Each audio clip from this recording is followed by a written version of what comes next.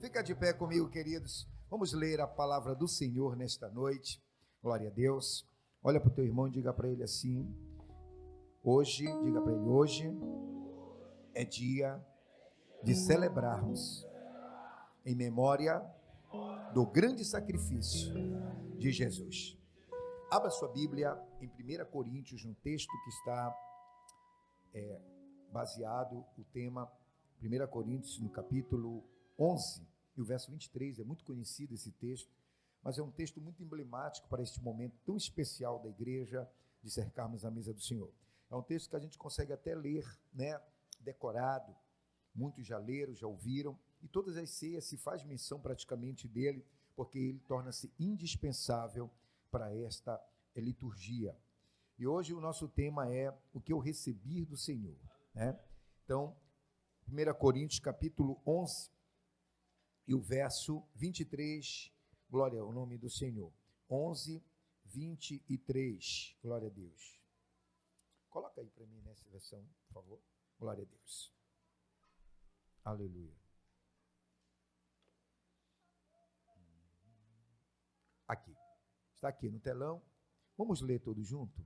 Todos juntos? Você pode até acompanhar no telão, aí fica só numa versão, fica bem harmônico, e isso é bem legal. Vamos lá já. Porque eu recebi do Senhor o que também vos ensinei, que o Senhor Jesus, na noite que foi traído, tomou o pão e, tendo dado graças, o partiu e disse: tomai e comei, isto é o meu corpo, que é partido por vós, fazei isto em memória de mim. Assente, tome seu assento, glória a Deus, louvado seja o nome do Senhor. Primeiro eu queria a sua atenção, você olhasse bem para cá, para prestar bem atenção, porque para você poder compreender aquilo que Deus quer falar ao nosso coração. Primeiro texto que nós lemos, nosso texto básico da nossa temática, é 1 Coríntios, que é uma carta escrita pelo apóstolo São Paulo, e ele diz, com muito ênfase, porque eu recebi do Senhor aquilo que eu vos ensinei. Então, queridos, é muito interessante que eu queria ensinar a você nesta noite, que Paulo, ele foi um apóstolo que não andou com Jesus.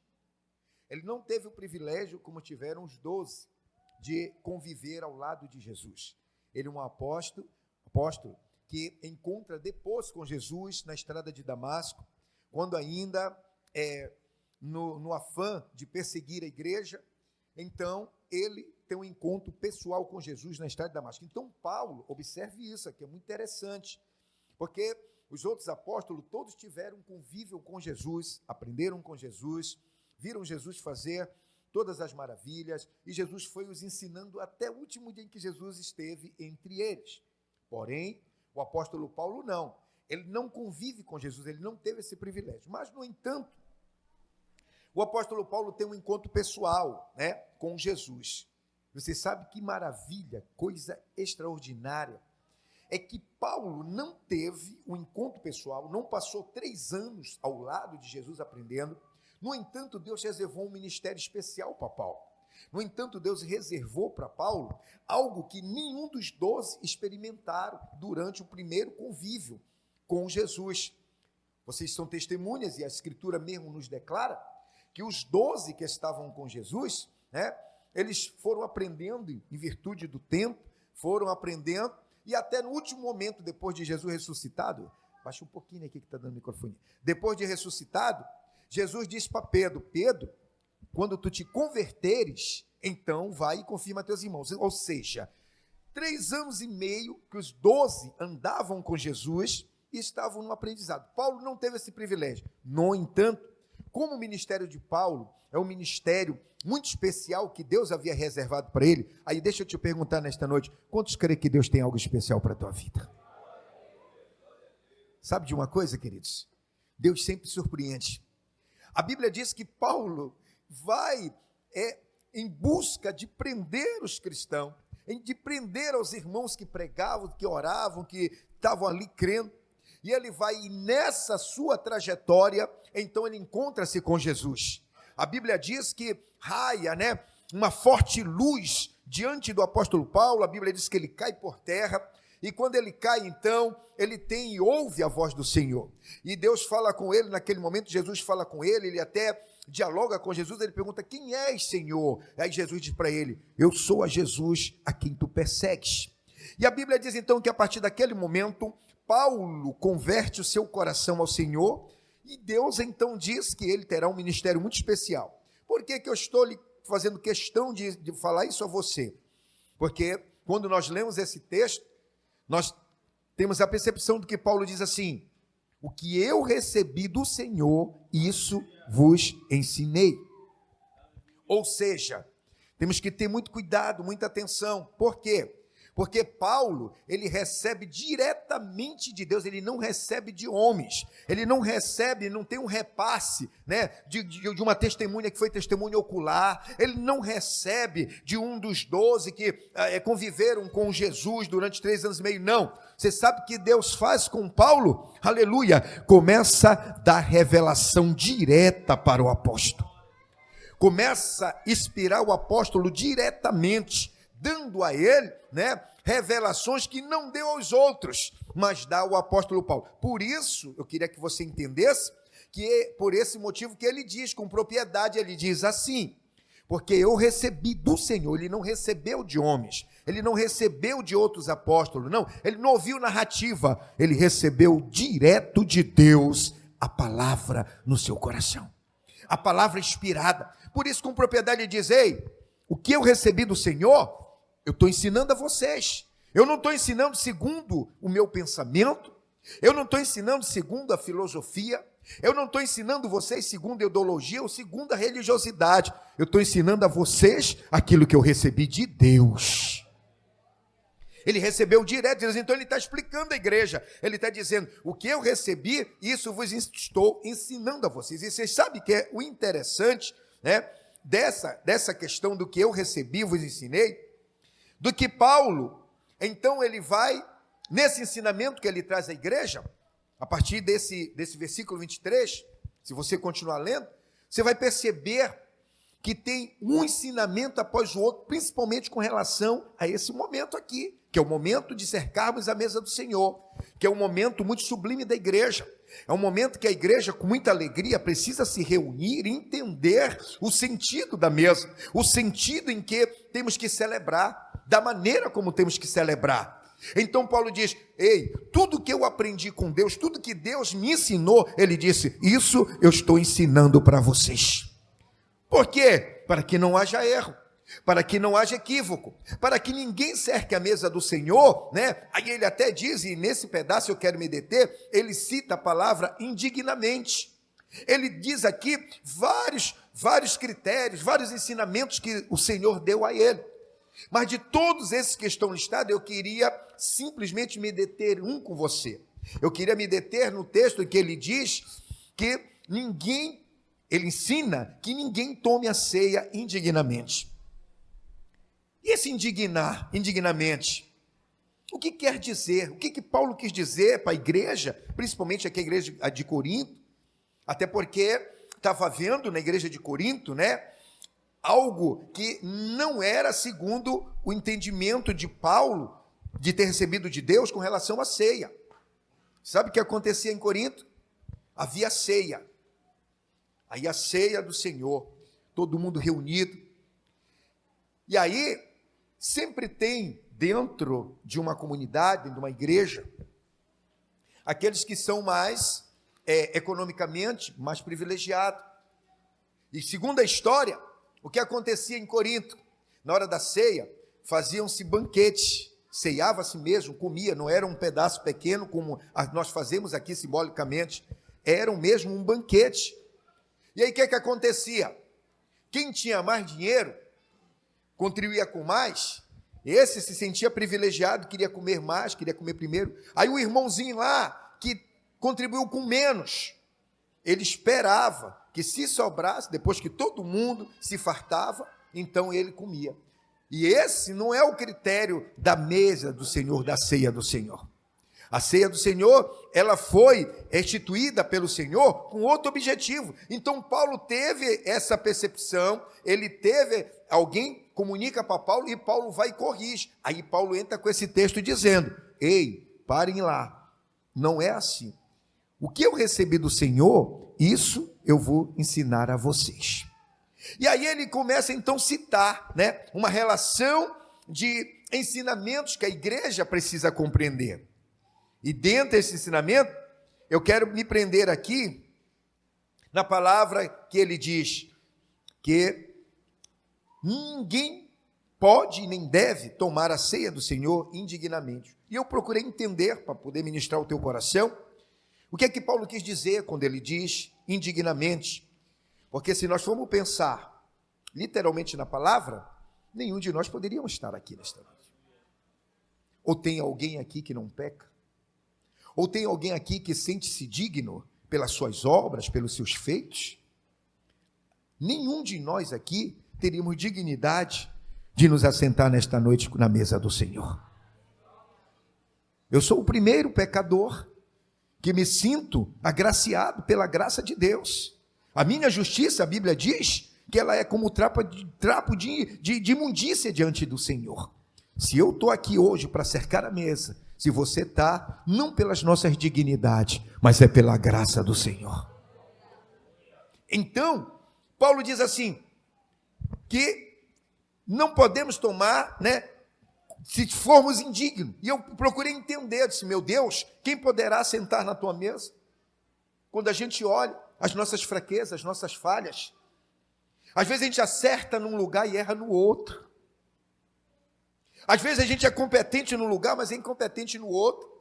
Às vezes a nossa vida, ela está totalmente arrumada dentro de um aspecto, mas de outro aspecto, ela está totalmente desarrumada. Então isso causaria uma indignidade. Então não poderíamos assentar à mesa. Mas eu fui buscar entender para poder trazer esse entendimento. Como Paulo disse, aquilo que eu te ensinei. Eu fui procurar entender o que é a palavra indigno, que ele diz, que não tomeis, não assentei na mesa indignamente. E a palavra indigna, ela tem um sentido de peso. Peso. A palavra indigno quer dizer peso, desequilíbrio de peso. Você sabe que Paulo estava dizendo aqui para a igreja?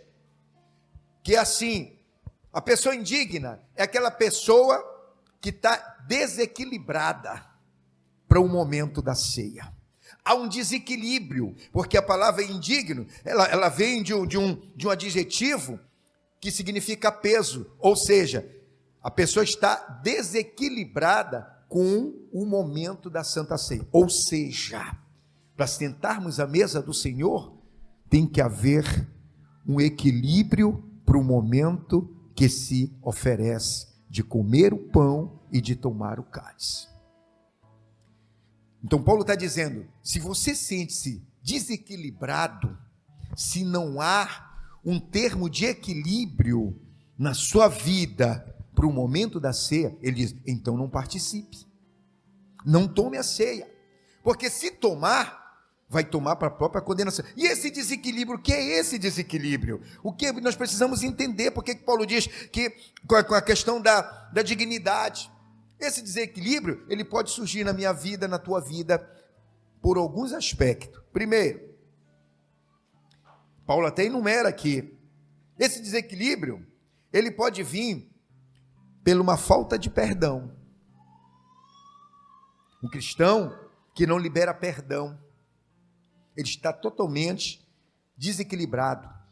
Há alguém que pensa que a indignidade da ceia, ela é relativa somente à questão da promiscuidade, mas não é não. Paulo vai nos ensinar aqui que se não houver um equilíbrio na vida do cristão com o momento da Santa Ceia, ele torna-se indigno. Por exemplo, perdão, a ceia do Senhor, nunca faça isso. Sabe por que eu estou me sentindo bem aqui? Porque eu estou ensinando a você neste lugar. Deixa eu te falar uma coisa. Eu sei que muitos aqui queriam até ouvir uma mensagem onde esse templo aqui viesse a tremer nesta noite. Aquelas mensagens de avivamento, aonde a gente pula, e fizemos isso, eu gosto disso. A gente pula, a gente salteia, a gente dá glória, aleluia, a gente entra no mistério, a gente entra ali, aleluia, naquele movimento espiritual muito alegre, aí termina o culto. Mas eu quero te dizer, tudo isso acontece, isso é bom, só tem um detalhe. Sabe o que acontece com esse movimento? Depois que você sai pelaquela porta, você continua o mesmo cristão de antigamente. Mesmo cristão, cometendo os mesmos erros, cometendo as mesmas falhas, cometendo os mesmos pecados. Você sabe por quê? O poder é muito bom, o movimento é ótimo. Quem dera agora esse culto aqui pegasse assim um fogo, sobrasse o braseiro aqui. Já viu que tem pregador que até faz assim, né? Pega, Jesus, pega, braseiro. E aí o braseiro sai pegando, e a gente se alegra, dá glória, dá aleluia, bate palma, pula, vira calhambota. Acabou o culto, tá todo mundo igual. Não houve mudança, não houve crescimento, não houve maturidade nesse crente para enfrentar. A Bíblia diz que tem dias maus, e o dia mau chega e leva esse cristão. Sabe por quê? Ele viveu o avivamento, mas não viveu a palavra que foi pregada. Você sabe por que Paulo está dizendo? Eu vos preocupei em ensinar a vocês aquilo que eu recebi do Senhor. O ensinamento da palavra, ele vale muito mais do que um avivamento, do que um mover.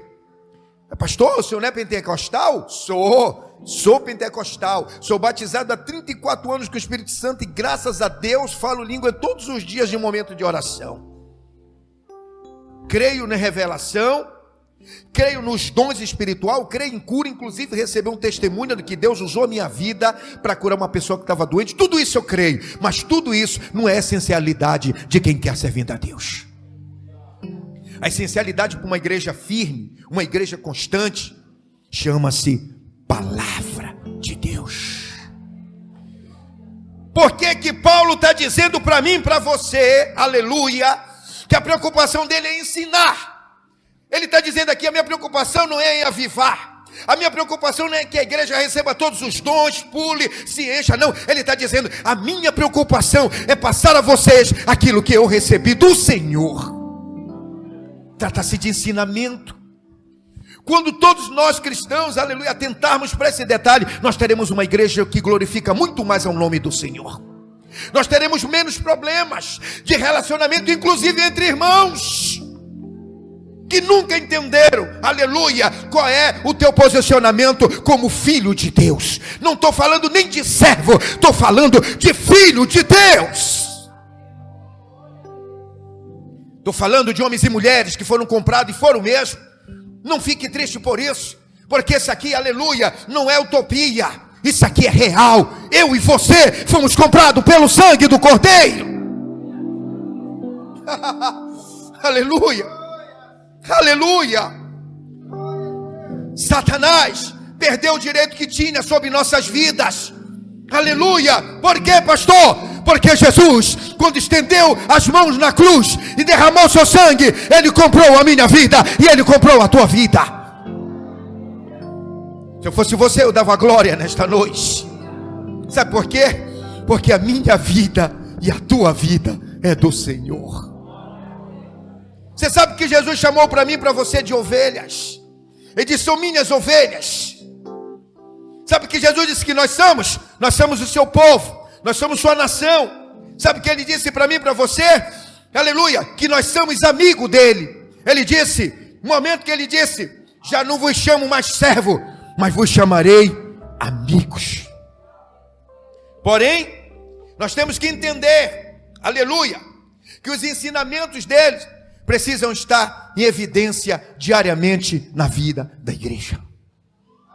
Falar é uma coisa, fazer é outra. Quando a gente fala, é muito fácil falar. O difícil é fazer o que se fala. Sou servo de Deus. Ah, você é servo? Você está falando que você é servo. Cadê as características do servo de Deus? A Bíblia mostra quais são. Então falar é muito fácil, mas fazer é que é difícil. Mas Paulo está nos ensinando aqui nesta noite. Ele diz assim, aleluia, que não tomem a ceia do Senhor indignamente, ou seja, desequilibrados, sem noção, sem nenhuma condição de definir o corpo do Senhor. Tem muita gente que já não tem temor nenhum, pega o pão de qualquer maneira, estende a mão, aleluia, está totalmente desequilibrado, não está medindo o momento em que está vivendo, que é o corpo de Cristo, que é o sangue de Cristo, pega o pão, come, pega o sangue, aleluia, o vinho toma como se fosse o sangue de Cristo, sem nenhuma análise da sua condição espiritual. Aí você sabe o que Paulo ensina? E eu estou te ensinando.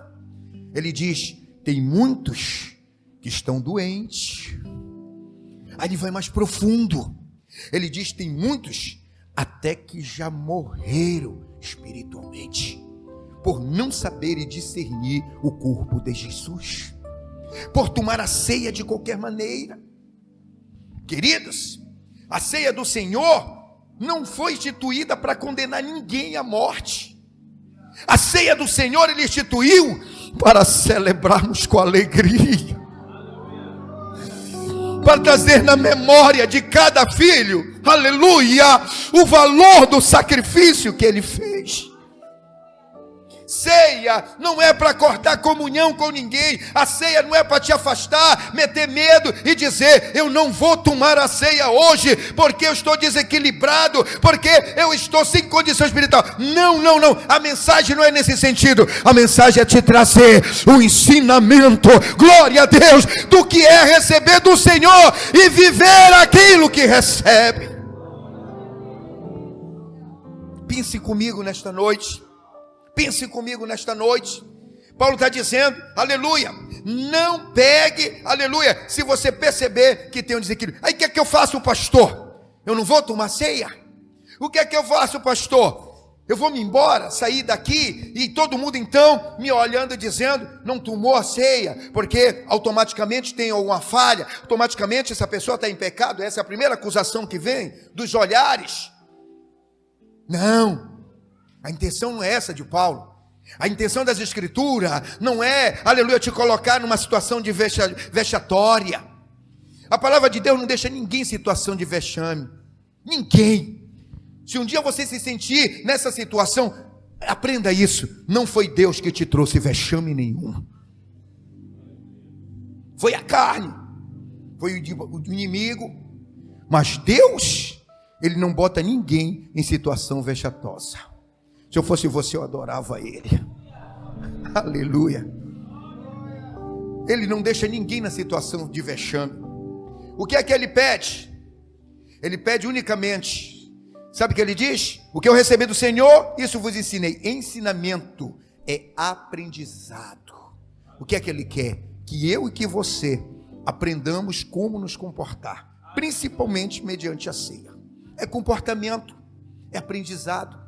É algo pedagógico, é algo que vai te fazer bem, é algo que vai nutrir a tua vida, é algo que vai fortalecer a tua fé, é algo que vai fazer você mais crente do que você já é algo que te vai fazer mais forte, é algo que vai fazer você odiar mais de perto o pecado, é algo que vai te trazer, ficar mais com raiva do cão, é algo que vai fazer você ficar mais fortalecido.